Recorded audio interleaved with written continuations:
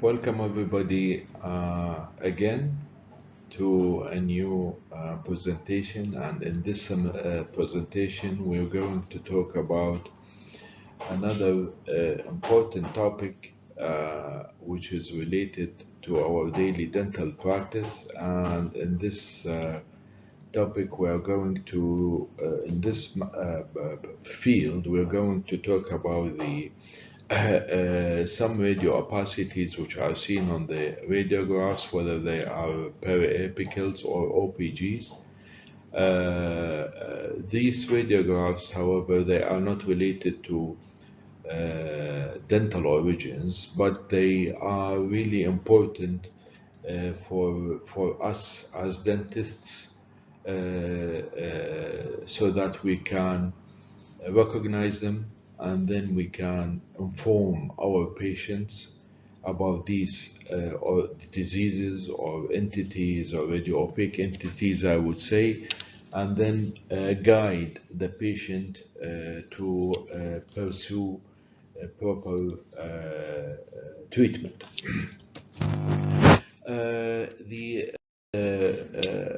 This presentation actually you can find in this website. Lots of the theoretical parts have been taken from this site, which I do recommend, is that it's really beneficial if you want to go for further information. Okay. The objectives of this presentation is that we want to have an idea about the radio-opaque lesions that are non-dental related or of non-dental origin, which are seen in panoramic radiographs as well as the periapical radiographs. Depends on the location and the area of coverage of each radiograph, and the role of the dentist in informing the patient about the necessity and the presence of these lesions or entities. And of course, as in all presentations, you can't find something completely conclusive of all the lesions. There are so many other lesions that can be found, which I hope we will have the time that we can discuss all of them in the future. Okay, so the radiopacities which are present in the or seen on OPGs and the periapicals are the Antroliths, Tonsilloliths, Sialoliths, and the lymph node calcifications, carotid artery calcifications, Phleboliths or Phleboliths, mucous retention pseudocysts, and the Stylohyoid Ligament calcifications. So you can see that all these radiopacities are actually have nothing to do with the with the dental origin, yet they can be seen in the radiographs of the dentition and the paradental structures. Okay, Antroliths. Antroliths would appear as a calcified mass within the maxillary sinus. Those Antroliths are actually separated from the sinus floor, so you can find them, I would say, like within the entity of the sinus. However, they are not related or confined to the wall, whether the floor of any other wall of the sinus. They might be a sequel of chronic sinusitis, and they originally calcify from a nidus of an inflamed mucus, pus, blood clots, or a foreign body. So Antroliths, by definitions, they are calcified structures, as you know, within the maxillary sinus. Antroliths are seen as a well-defined radio opacity, calcified mass ranging from a faint, depends on the degree of calcification, to a dense radio opacity within with a laminated appearance. And they appear roughly spheroid or ovoid in shape. Most of the cases they are solitary. However, sometimes they might appear as more than one in number, and antroliths may be seen in the periapical radiographs of the premolar area and the molar area. So antrolith is a calcified mass within the maxillary sinus, and this is a radiograph where you can see this is the floor of the maxillary sinus, and this is the zygomatic process of the maxilla, U-shaped radio opacity over here, and this is the body of the zygomatic arch. This is the maxilla over here with the roots of the premolar missing 6. Now, if you see here that you will see a mass, amorphous mass, ovoid, mostly ovoid in appearance, within the mass of the maxillary sinus. However, it is not attached to any wall of the sinus, and as we said, this might have resulted from calcification of any foreign body or a clot or a mucous membrane. And here you can see it in the floor or in the maxillary sinus, and this is the maxillary sinus of the right side. Another radiograph where you can see it in the you can see this faint radio opaque mass, which is located, again I would say floating in the within the radio opacity, the general radio opacity of the maxillary sinus, and here you can see it on the left maxillary sinus. Again it is detached from the wall, and it is not related to the wall of the maxillary sinus. Mind you that this is a two-sided radiograph. The depth of the radiograph is not showing. These masses would appear, of course, much better in a CBCT, where you can see the third dimension of these entities. However, we are not discussing 3D imaging. What we're discussing here is that we are only discussing the 2D imaging, mainly the periapical and the OPG. Tonsilloliths, again, this by meaning it represents a tonsil stones, a calcified masses within the tonsils. You know that tonsils basically they are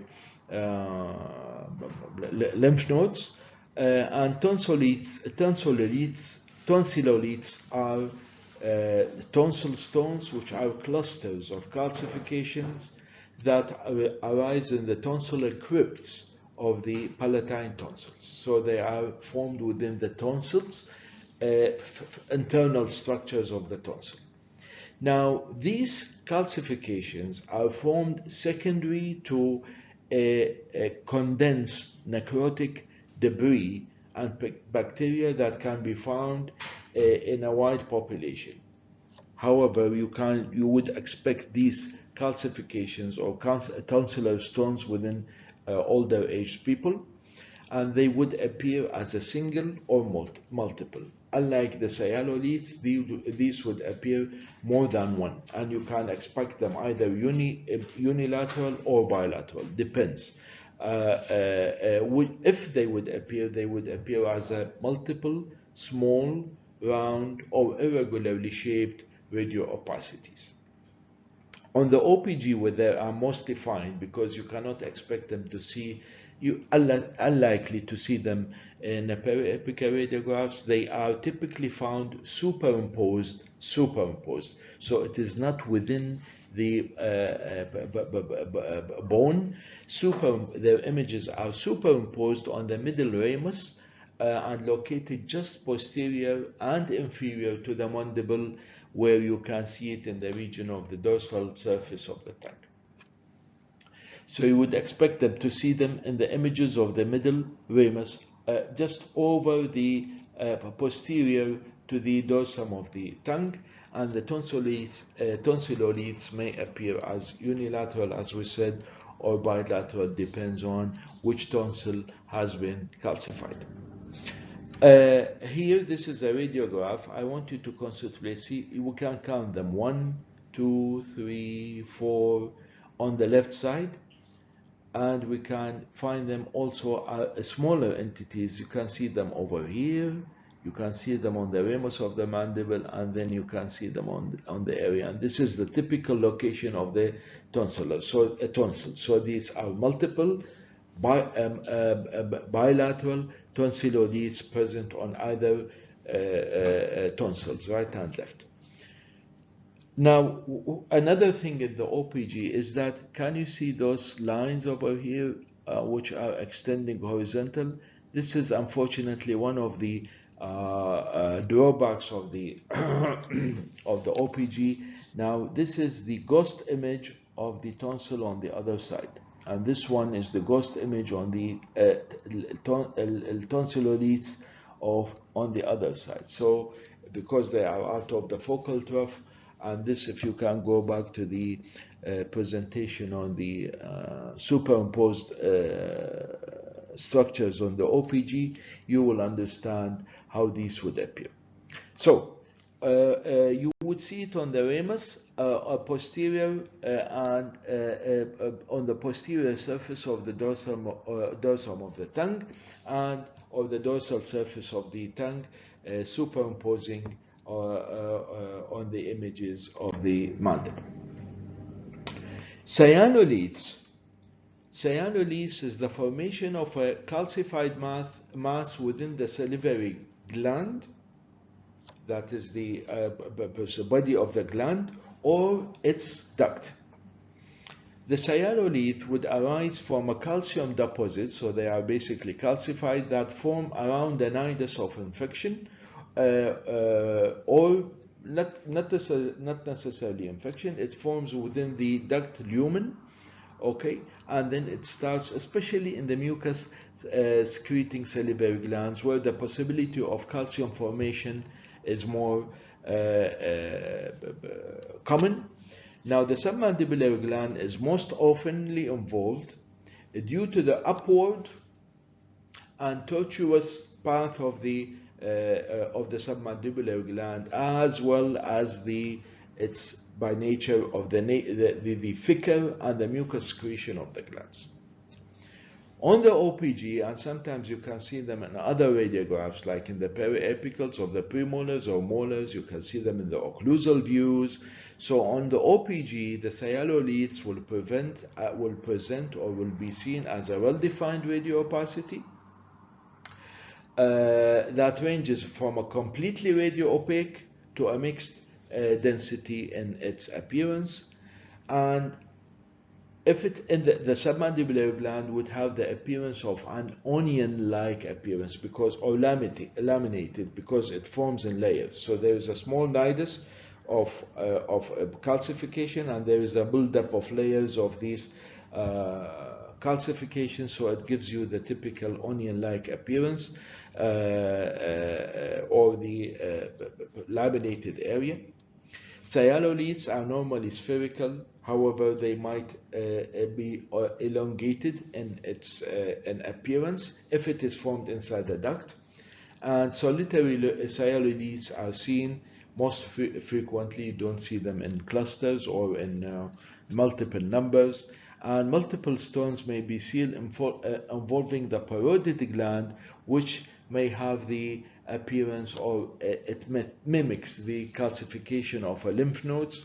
Patients with the present history of pain, swelling on meal times also would support this finding. And many cases, however, they are asymptomatic.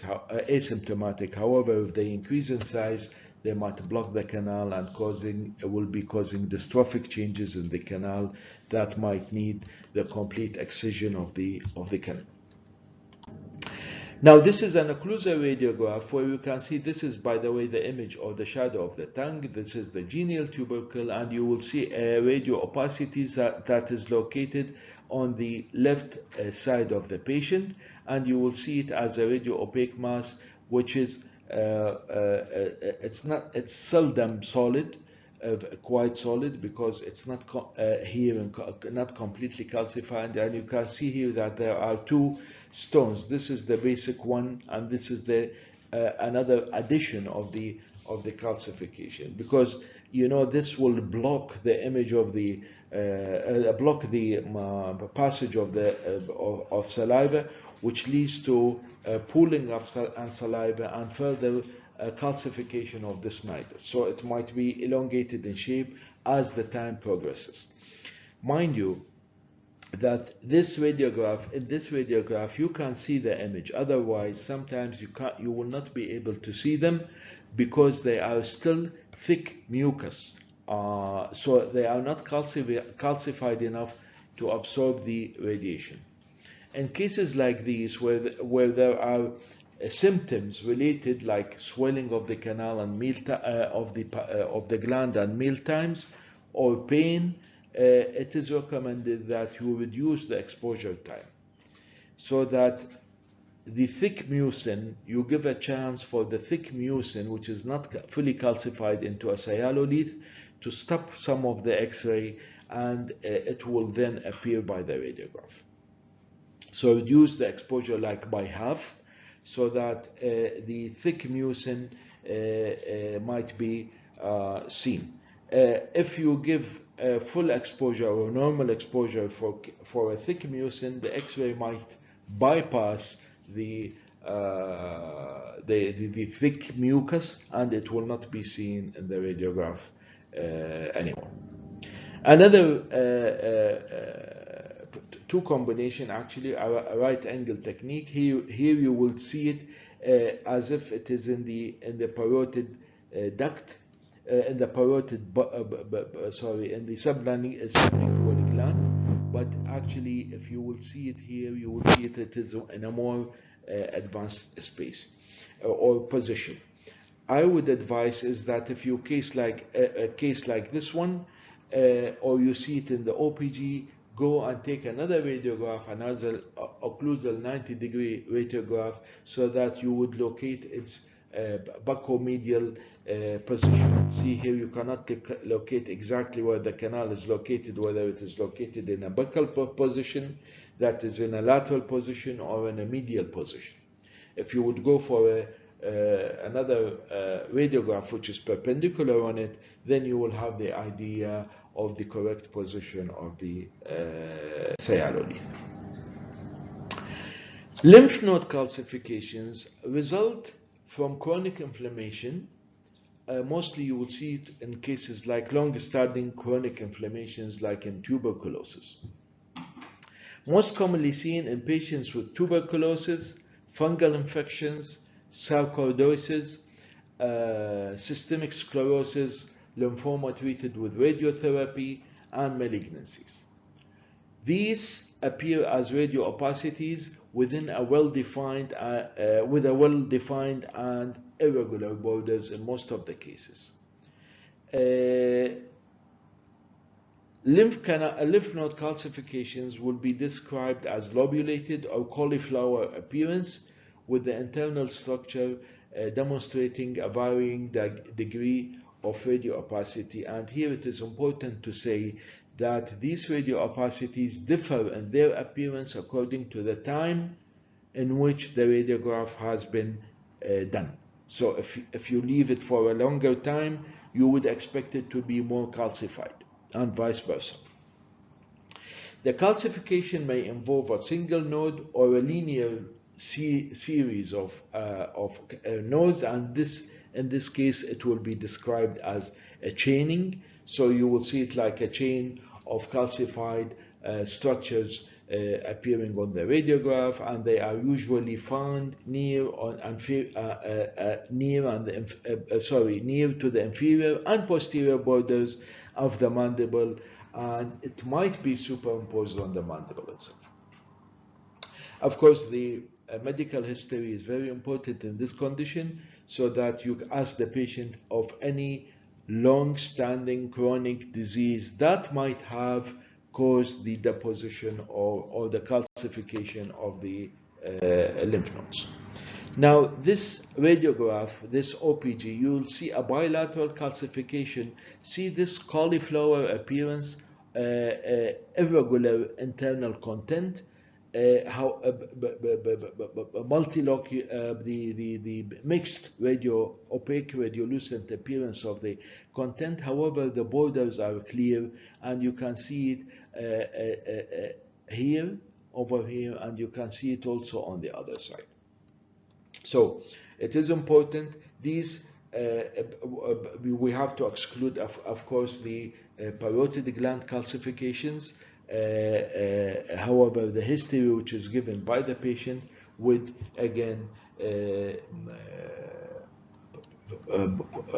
assure the appearance. In most of the cases, these would be asymptomatic and they don't cause any pain of the patient. However, they are palpable if you would palpate them from the outer surface. Another typical cauliflower appearance of a calcified lymph node, which is located here just below the angle of the mandible. Again, it might give the appearance of a calcified Sialolith within the parotid gland or the submandibular gland. Again, this has to be, as we said, verified by the proper history of the patient. The atherosclerosis, or the calcification of the carotid artery, or the calcification of the arteries in general, atherosclerosis is characterized by the deposition of calcium in the carotid artery,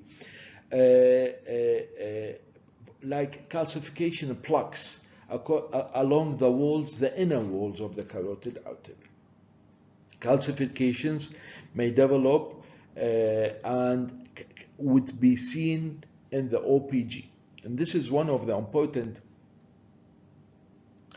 calcifications that you need to inform your patients of, but let us understand how it would appear in the radiograph. They usually appear as an irregular radiopacities and can be single or multiple, and they will demonstrate a vertical direction or distribution.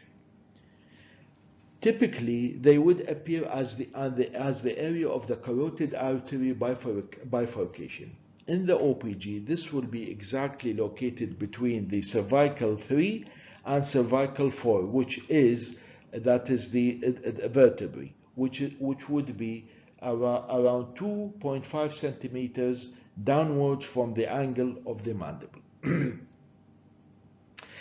And they might be mistaken for calcification of the thyroid cartilage calcification. However, the thyroid calcifications are more smooth if they would appear in the radiograph, and patients with carotid artery calcifications should be referred to a cardiologist if they are not under treatment already, for further cardiovascular and cerebrovascular examinations, because it might not be felt by the patient. It might lead to other cardiovascular accidents in the future. Now, if this is the C1, cervical 1, cervical 2, cervical 3, cervical 4, the calcification would be located around 2.5 centimeters down from the angle of the mandible. They do not appear, they do not appear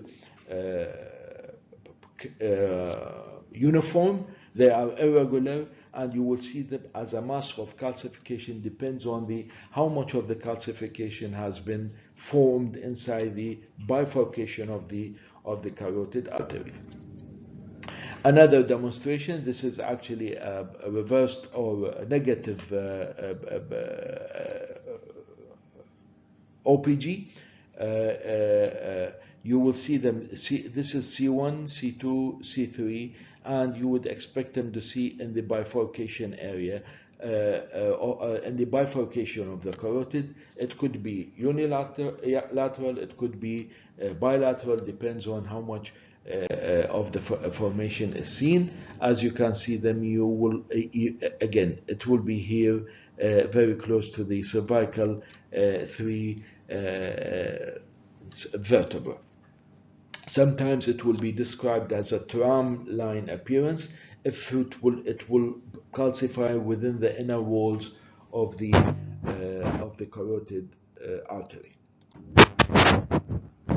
As you can see here, one over here, and there is another one on the other side, typically very close to the C3 area. Please, if you see cases like these,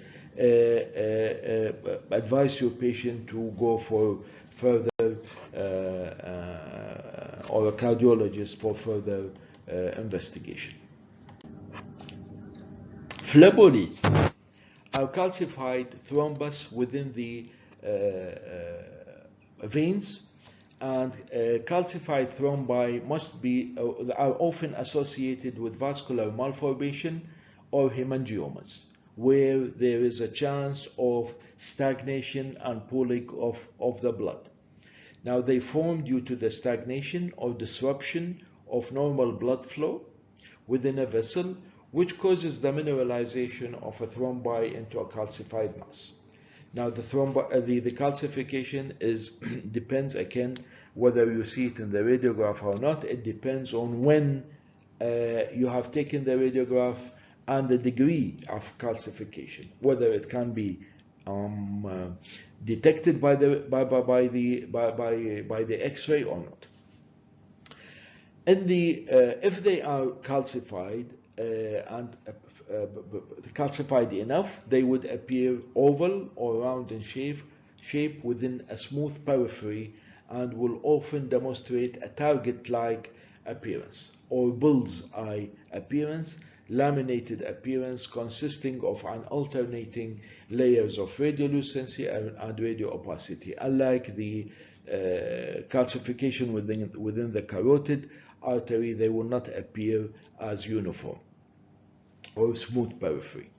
Multiple Phleboliths in a random distribution is also seen or common, and patients with Phleboliths are identified on their radiographs. If any, they should be referred to their cardiologists or physician for further assessment. Why? Because these might cause, for you as a dentist or for us as a dentist, if you see the images of Phleboliths, expect that there will be massive bleeding, because these are located within areas of blood pooling or stagnation.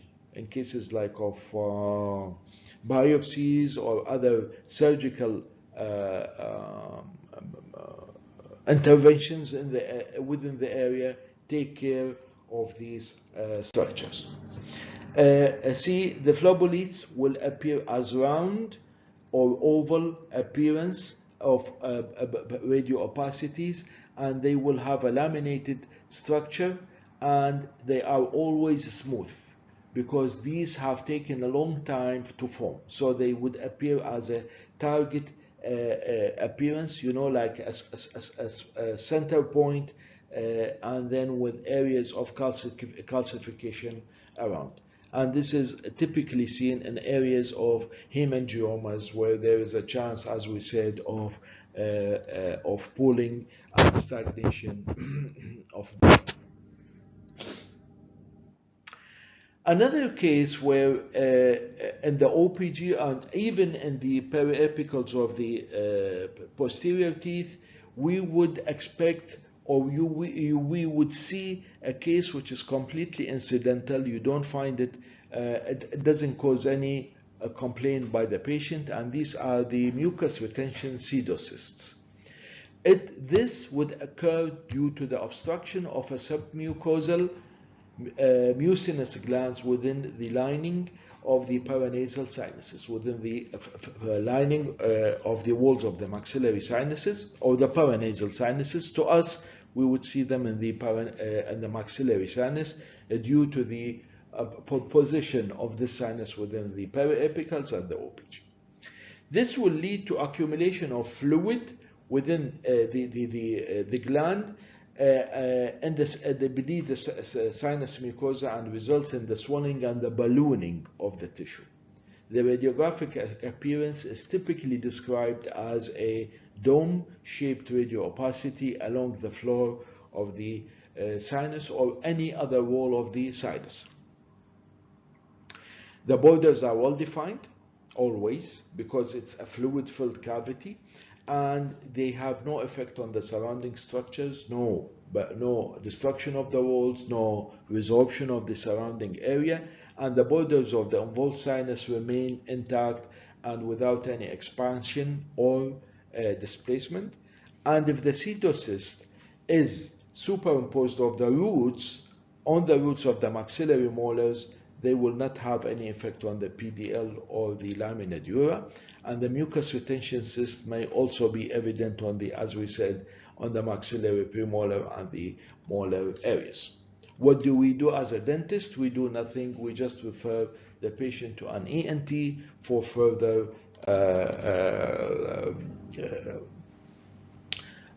diagnosis and treatment. This is an occipitomental radiograph or a Walter's view, where you can see this is the frontal sinus, the ethmoidal sinus, the sphenoidal sinus, and these are the maxillary sinus. You will see, as you see here on the right, maxillary sinus, a typically dome-shaped radioopacity. Now the question here, why would they appear as radiolucent despite that they are a fluid-filled cyst? The idea here is that the cyst, ideally, if it is a fluid-filled, it will not appear. But because the cyst is present in an air-filled cavity, and here is the maxillary sinus, the fluid will stop some of the X-ray, and thus it will appear in the radiograph. So a radiolucent structure within another radiolucent structure would appear radiopaque, especially if it is fluid-filled. Okay? So another typically dome-shaped radio appearance, which is present in the left maxillary sinus. In this instance, compared to the right one, it appears clear. Now this would have again, another important thing is that these structures, because they are 2D, the appearance or the radiograph does not show the full extent and the exact location of this cyst. You need to verify by another radiograph, preferably a 3D one, so that you can know the exact location, position, and the extent of the lesion. Whether it is, this might be present on the medial wall, it might be present on the floor of the nasal maxillary sinus, and again, appearance is different, and how much of the filling of the canal is not quite clear. The other thing, which is also might be an incidental finding, is the calcification or the ossification of the stylohyoid ligament. The styloid or the stylohyoid ligament, this is a fibrous strand or band that runs from the styloid process in the sphenoid bone and the temporal bone, and inserts into the lesser horn of the hyoid bone. Typically, it doesn't appear in the OPG because it's a ligament and it doesn't show. However, if there are areas of calcification throughout the length of the stylohyoid ligament, whether from its start, in the middle, or at the end, then it will appear in the radiograph. Now, the ossification of the ligament can occur as a common incidental finding on panoramic radiographs. Small ossification will appear as a uniform, linear, most linear, because it follows the ligament itself, a radio opacity within a less radio opaque internal structure. So it means that it will start calcification from the outer borders and then it will fully calcify. Again, it is important to know that this calcification appear on the time of the X-ray taken. So as time passes, the calcification increases. Now, the ossification is normally seen as an elongation in the styloid process, and ossification may result from down from the lesser horn of the hyoid bone or begins in the central area. It doesn't follow a normal or it doesn't follow the same sequence every time. More extensive ossifications will demonstrate as segmentation or pseudo-articulation. So you will see it as a long calcification within areas of nodes or radiolucencies within the calcification. They are asymptomatic. They require no treatment if there is no accompanying syndromes. But if symptoms, if symptoms would arise like headache, pain during swallowing, or turning the head like it feels, patient describe it as a pricking sensation, or opening the mouth during opening, dysphagia, visual disturbances, or foreign body sensation in the pharynx. This is the whole complex of these symptoms is described as an eagle syndrome, and sometimes a carotid artery inspection might be because the stylohyoid ligament would press on the carotid artery and the patient might feel some dizziness. In this case, the treatment is indicated. Now, these are typically seen in the images. As you can see, this is the styloid process over here, and this is an elongated styloid process. You will see it as a radioopacity with nodes of radiolucencies in the area. Now, this calcification might start from the top or the apex of the styloid process and goes downwards, or vice versa.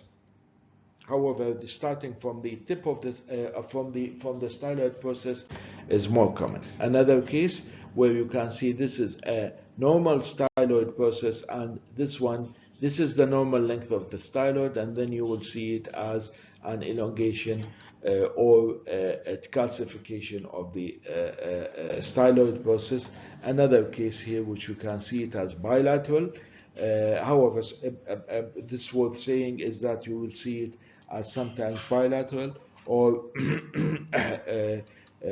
unilateral. This is the normal length of the styloid process, which is around 2.5 to 3 centimeters. Anything above that is a calcified stylohyoid ligament, as you can see it over here, and you can see another one on the other side. And there was a good research that was published. I will put a link to the research so that you have a better idea of the calcification. Now, with this slide, we come to the end of this presentation. Thank you very much. I hope it would be beneficial for you. Thanks again, and see you in another presentation.